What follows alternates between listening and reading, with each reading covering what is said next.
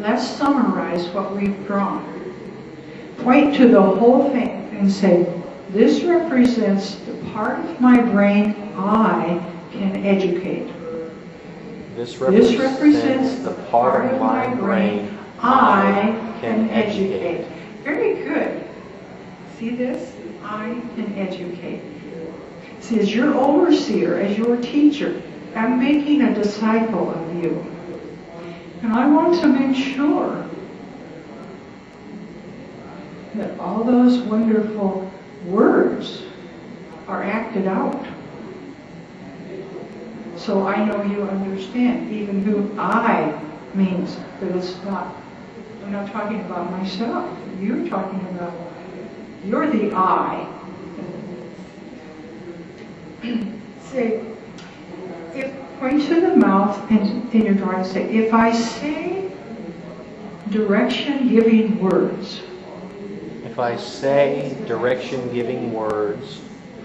I hear them. I hear them. See the I again? I hear them. I do what I said. I do what I said. See, I didn't even tell you to move down, did I? You already have caught the flow of it. Say, then my vision is educated about what it's looking at. Then my vision is educated about what it's looking at. Very good. You're a really good say and do person. Now, see, I don't have to go and diagnose you to find out if you have a full spectrum capacity for learning. You've just shown me that you do. This is not, I'm not saying that to be funny. You know what I mean.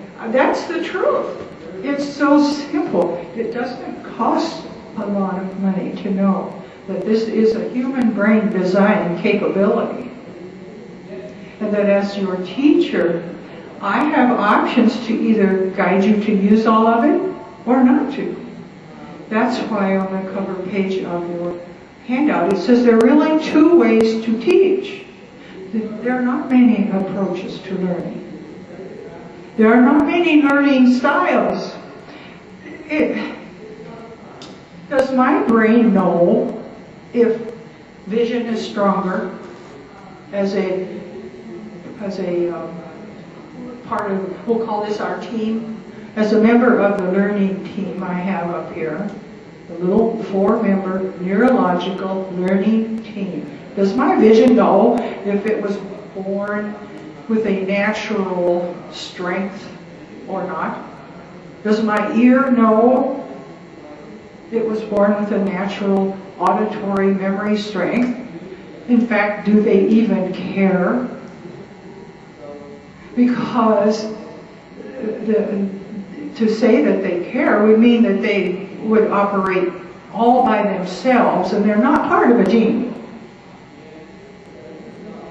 My kinesthetic here, the pencil would represent anything I would do.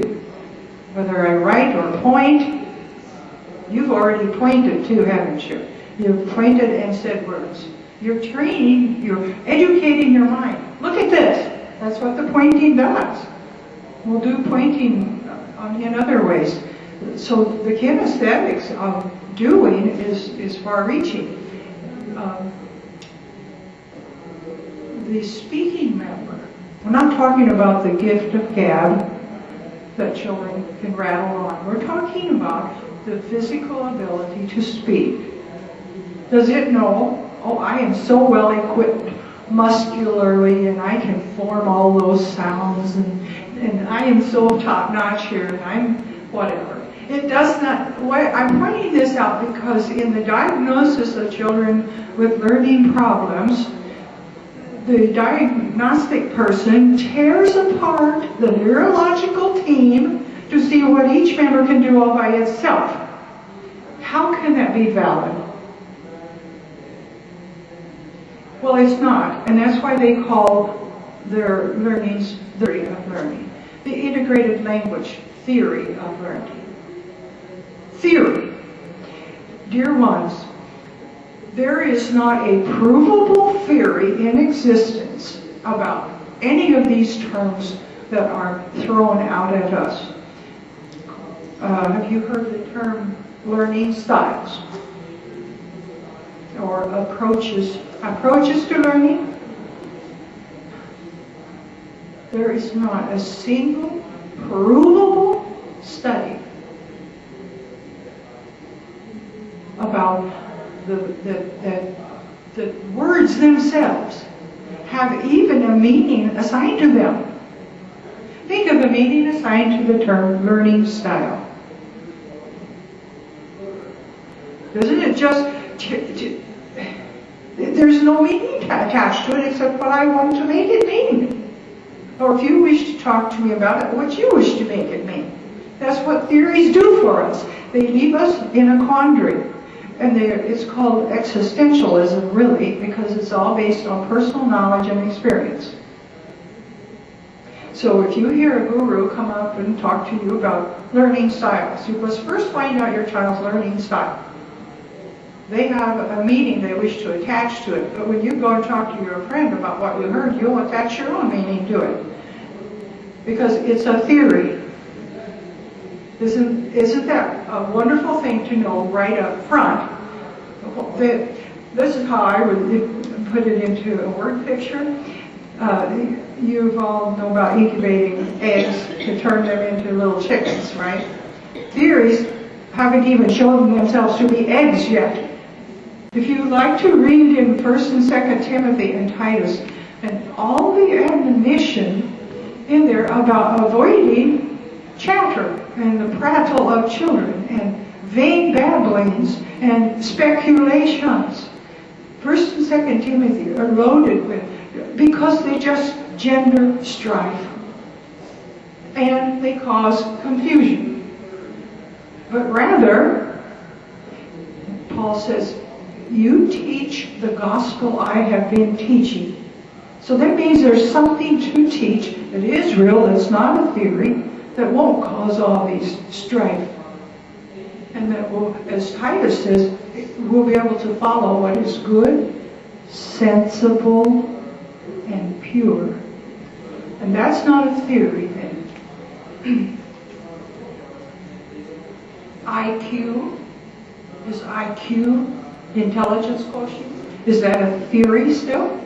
Has it ever been proven that the human brain has some sort of a fixed intelligence at birth? Has it ever been proven? I'll point you now to this. There's an article, it's this first white